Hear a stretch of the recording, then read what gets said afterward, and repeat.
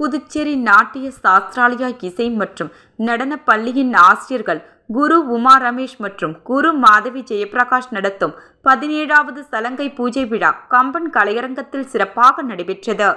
இவ்விழாவில் சிறப்பு விருந்தினராக மாண்புமிகு புதுச்சேரி முதலமைச்சர் திரு N. Rangasamy, Kalaimamani doctor R. Rajamanickam மற்றும் எழுத்தாளர் டாக்டர் கலா விசு ஆகியோர் கலந்து கொண்டு குத்துவிளக்கேற்றி சலங்கை பூஜை விழாவை தொடக்கி வைத்தனர்.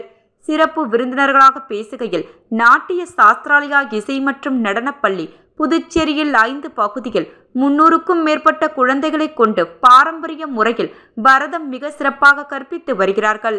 சகோதரிகள் குரு உமா மற்றும் குரு மாதவி ஆகியோரால் நடத்தப்படும் நாட்டிய சாஸ்திராலயா 2014 முதல் தெய்வீக கலையான பரதம் மற்றும் கர்நாடக இசையை பரப்பும் பயணத்தை சிறப்பாக நடத்தி வருகிறார்கள். ஆற்றல் மிக்க குருக்களான இவர்கள் 300க்கும் மேற்பட்ட மாணவர்களுக்கு பாரம்பரிய முறையில் பரதம் கற்பித்து பரதத்தின் தெய்வீகத்தை அனைத்து நிகழ்ச்சிகளிலும், குறிப்பாக தமிழ்நாடு முழுவதும் உள்ள நாட்டியாஞ்சலியில் வழங்குகிறார்கள்.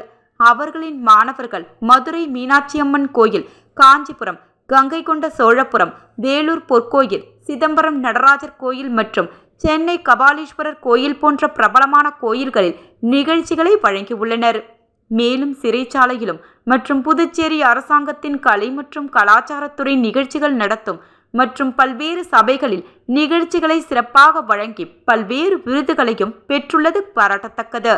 மேலும் கிராமப்புற மற்றும் நகரப்புற குழந்தைகளிடையே தெய்வீக கலையை பரப்புவதற்கு அதிக நேரம் இவர்கள் செலவிடுவது மகிழ்ச்சி அளிப்பதாகவும் மற்றும் சகோதரிகள் மலேசியா மற்றும் வியட்நாம் ஆகிய நாடுகளிலும் தங்கள் சீடர்களுடன் நிகழ்ச்சிகளை நடத்தி உள்ளது மிகவும் பாராட்டத்தக்கது. மேலும் பரதநாட்டியத்தை அதிகமாக பெண்கள் மட்டுமே கற்று வருவதாகவும், ஆண்களும் பரதத்தை கற்க முன்வர வேண்டும் என்றும், தெய்வீக கலையான பரதத்தை ஒருவர் கற்பதன் மூலமாக உடல் நலம் மற்றும் மன ஆரோக்கியம் அடைவது மட்டுமல்லாமல் அவர் ஒரு பாடகராகவும் நடனராகவும் மேலும் சமுதாயத்தில் நல்ல ஒரு மனிதராக காணப்படுகின்றனர். எனவே பரதத்தை ஆண் பெண் இரு பாலரும் சமமாக கற்க வேண்டும் என்று தெரிவித்தார்கள்.